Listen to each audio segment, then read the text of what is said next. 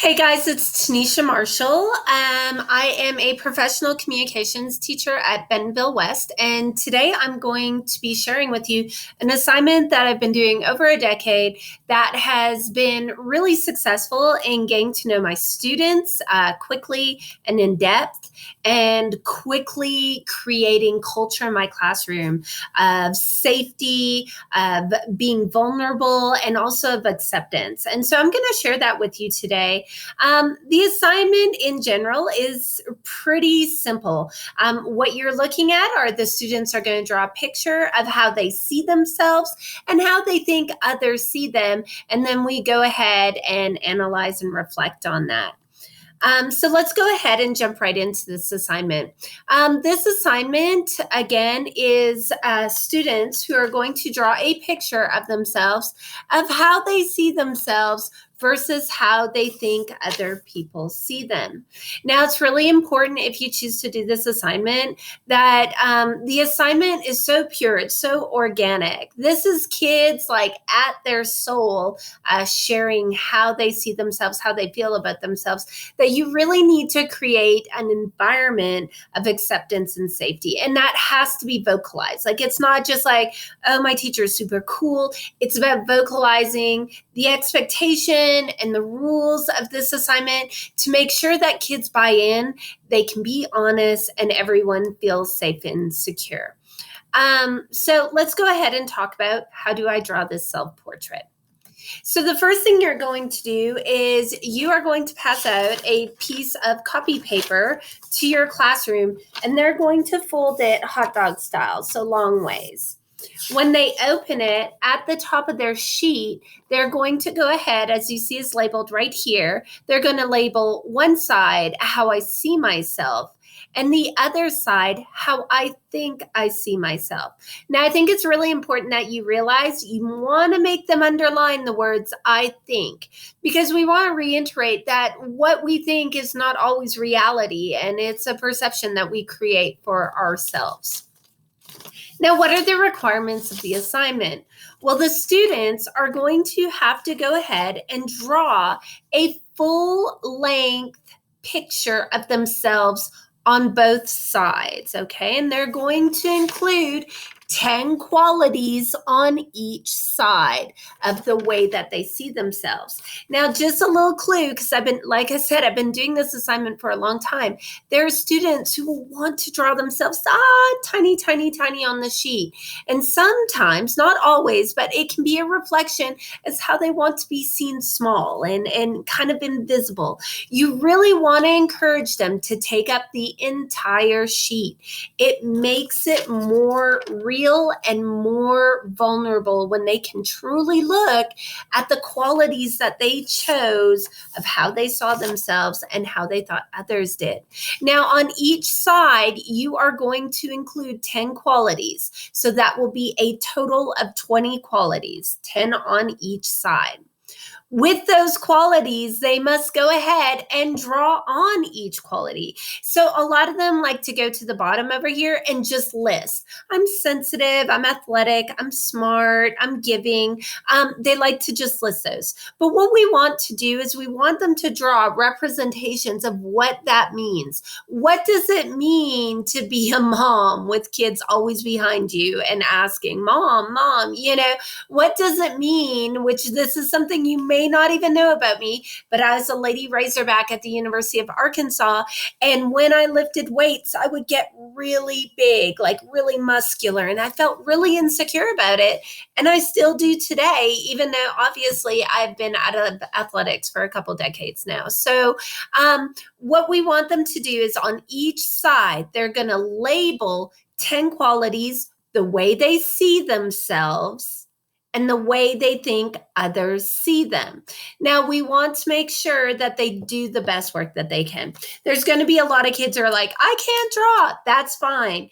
Draw stick men or women. That's fine. But even they need clothes. It's a dress code. Everyone needs to wear clothes to school. So make sure you just reiterate to them that they have to have clothes on them to do the best work they can.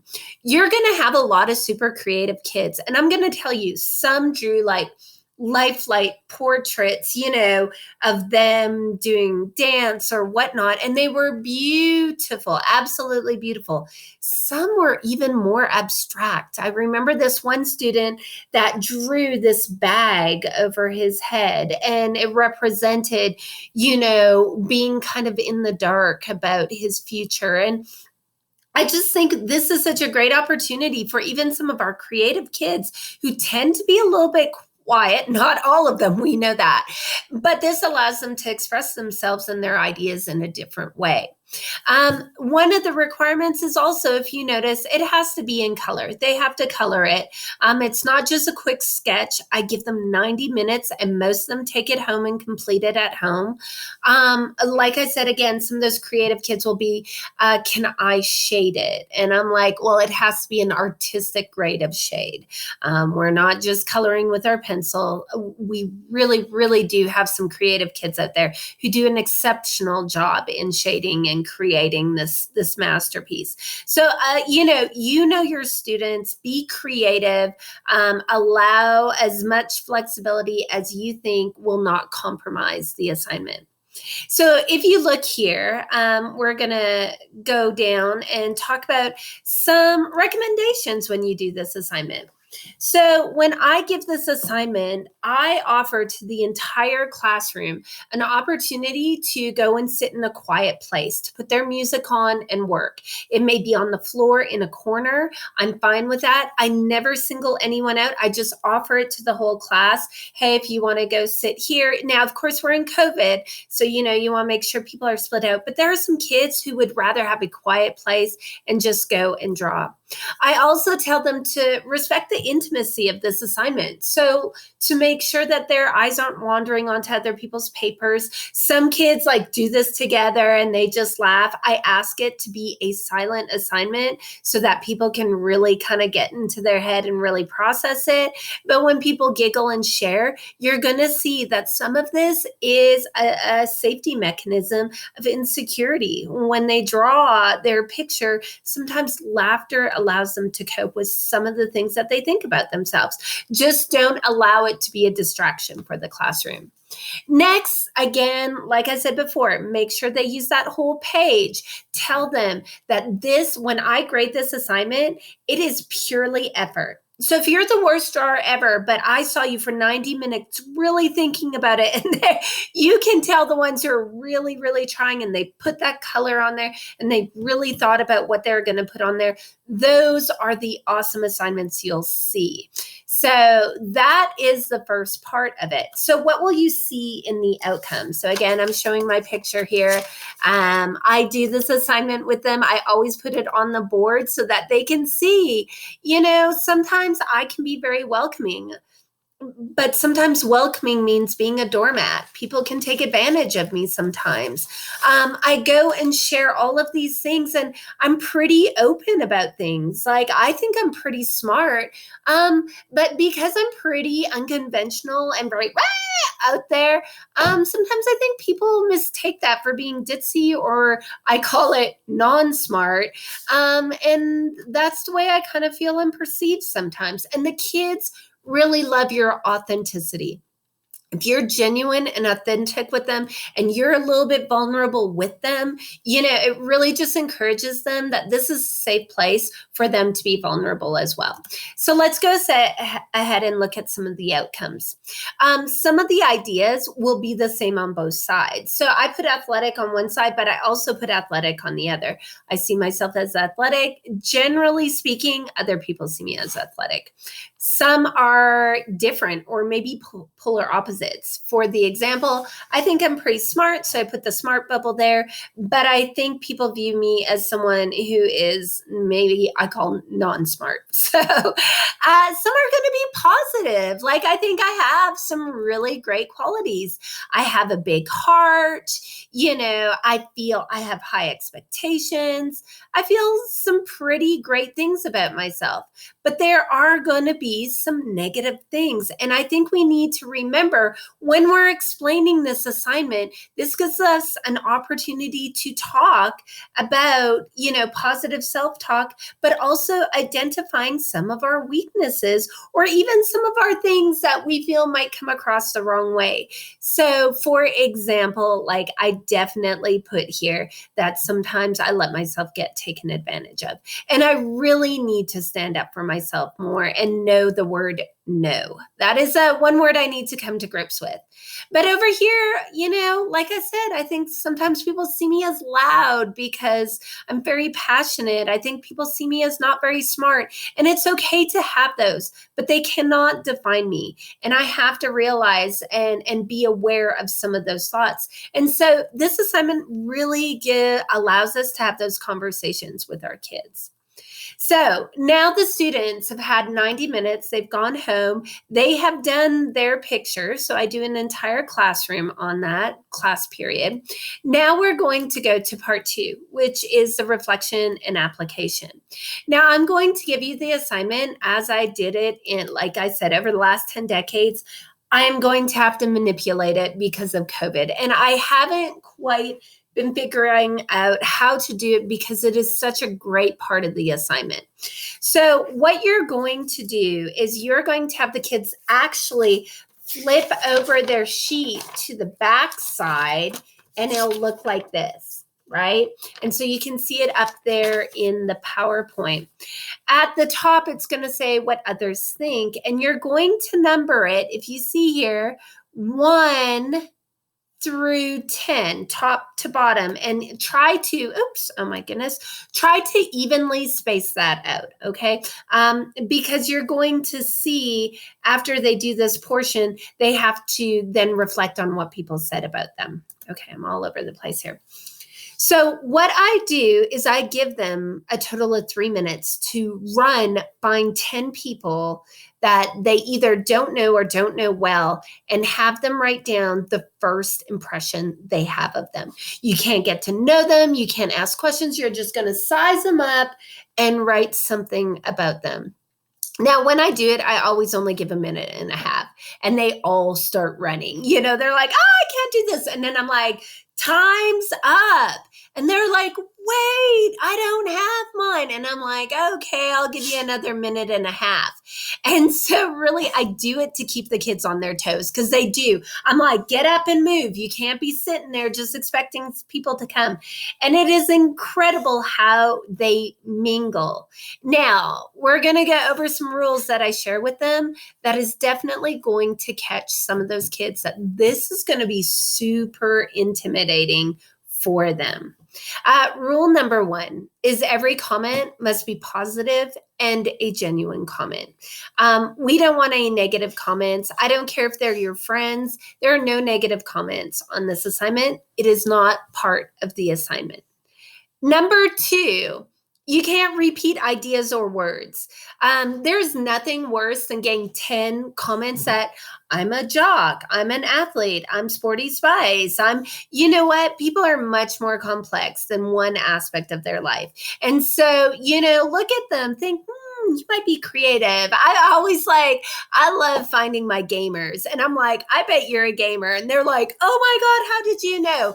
Girl, like it's a shot in the dark, but some of your comments are going to be right and some of your comments are not going to be correct. The next thing I look at is I tell kids, now remember, approach kids that you find are having a hard time with this. If they are shy or if you notice that they don't have many comments down their sheet, go and offer to sign their sheet for them or to trade sheets. The next thing is they do not have to sign their name on the comment. So don't have it. We don't need to associate someone to the comment. We want the comment to set as its own. Next, don't just write cool on everyone's sheet because I ain't cool. And I always say it, don't be nice. That shows a real disgenuine kind of feel. And it's actually kind of hurtful when people don't even take the time to guess to see who you are. Next, make sure you write clearly, because as we see, as we go into the next assignment, we will go ahead and now reflect on it. Sorry, I'm back now. We had some kid issues there I had to go take care of. All right, so let's go ahead and go to the next portion of it. Once they have written down, they found their 10 people to write their comments about, they're then in that small space right there. So this small space that you see there, they are going to just reflect on what they thought was said about them. It needs to be brief, but a reflection. So I always say, don't put yup, nah, that ain't me, no way. I want them to tell them, man, this made me feel really good. Or, whoa, these people are totally off. There's no way that I'm artistic. I ask them to be very clear about their reflection and to think about it, to process it. If you don't, like if you allow them to quickly jot over it, there's no processing of the words and ideas that are said in that portion. All right, so here's the final portion, and that's the application part. So then I go to the final side of the sheet, and in there, the students answer the following questions on their own. How does our own perception of ourselves affect us, and what impact could it have? Kids are going to come up with all kinds of resolutions and ideas and, analysis, and allow that. I ask them to write at least 5 sentences to let me know what they think, how that could have an impact on them. Next, the next question is, how does the way we think others perceive us affect communication and relationships? And, you're going to get some pretty honest answers from there, that the way that they perceive themselves actually has a direct impact on some of their opportunities, even on some of their grades or their relationships with others. So they're very, very honest with us. Then I'll allow students to work in a small group, 2 or 3, and they define the following things: self-concept, self-esteem, self-image, self-fulfilling prophecy, and positive self-talk. And I'll be honest, once you do this assignment, by having them define those things on their own, it is just a light bulb goes off, because everything they've done throughout that 90 minutes prior day and then all you did the second day, it all suddenly makes sense what self-image is and how we feel about ourselves and how we talk to ourselves has an impact. And so it's a great way. Of course, you'll have to do a classroom review to make sure everyone has the right answers. And my exit ticket is, what is the biggest takeaway from this assignment? I am going to tell you at the end of the year, when I ask kids, what's your favorite thing about the class, they all talk about this assignment, mainly because we do a great job on follow-up afterwards, and they really quickly grab onto the idea that communication is more than a poster board and speaking, that communication is more than just sounding smart. They just understand that communication is a part of our ever being, and that it could positively or negatively impact our lives. So for the follow-up real quick, then I usually go over Johari's window. We talk about self-disclosure. And then number 2, I have them do a 2-minute inspirational speech. And the reason I do that then is because they've already opened up with their picture. They've already talked to each other about what they think of each other. We talk about that self-disclosure. Then I'm like, all right, guys, stand up. And it's almost like an impromptu speech. They only have 10 minutes with a note card to prep. And then we go through the classroom and everyone gives like a 1 to 2 minute speech. You're going to have kids who have a hard time making 2. Then I put here, you're going to have some you may have to cut off at 10. And so, this is a great, comfortable time for kids to share what inspires them, what they want to be, and their goals and aspirations. After that, we talk about Maslow's hierarchy of needs, and then watch Freedom Riders, which is always an epic movie. I use it as my comprehensive assignment for the unit, having the students draw all their examples for their answers from the movie.